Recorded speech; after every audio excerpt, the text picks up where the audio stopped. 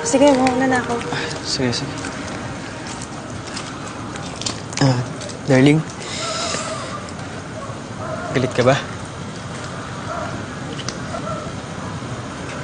Sige, sorry na ako. Sinabi ko kay Ma'am Tutsi.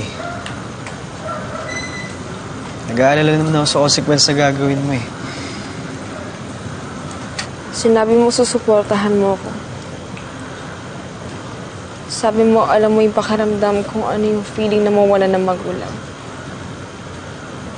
Eh kung ganun din na naman pala, sana hinayaan mo na lang ako. Yun na nga. Dahil hindi naman kita pwedeng pabayaan na lang. Kaya nga tinawagan ko si Ma'am Tutsi. Kasi gusto ko nang protektahan. Ikaw, yung mga kapatid mo. Baka gawing circus ng media yung buhay ninyo. Hindi na tama yun. Tama si ate mo. May iba pang paraan. Sabi kayo na sabi ng may ibang paraan, pero ano? Ewan. Kailangan siguro maghanap tayo ng ibang way. Dito naman ako eh. Lahat naman pwede kong gawin eh. Dahil hindi kita pabayaan.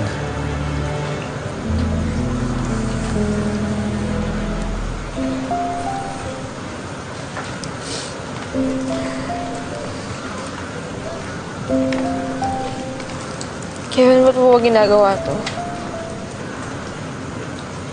Hindi pa ba klaro? Na ano?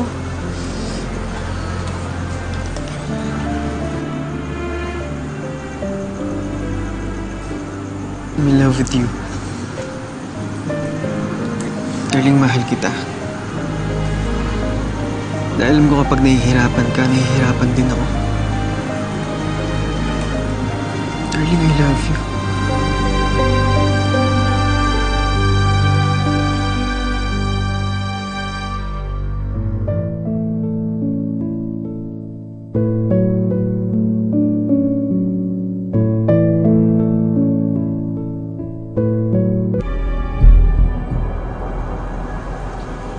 Dahil yun ang totoo. Gusto kita. Pero ngayon mahal na mahal kita.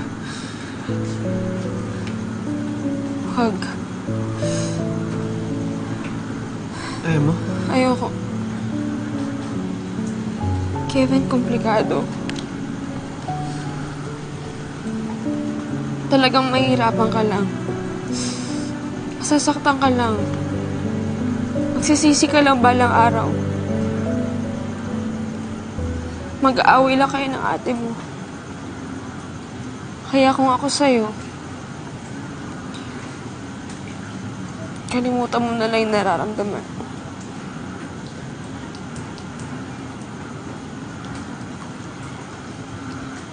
Hindi dapat ako mahalin.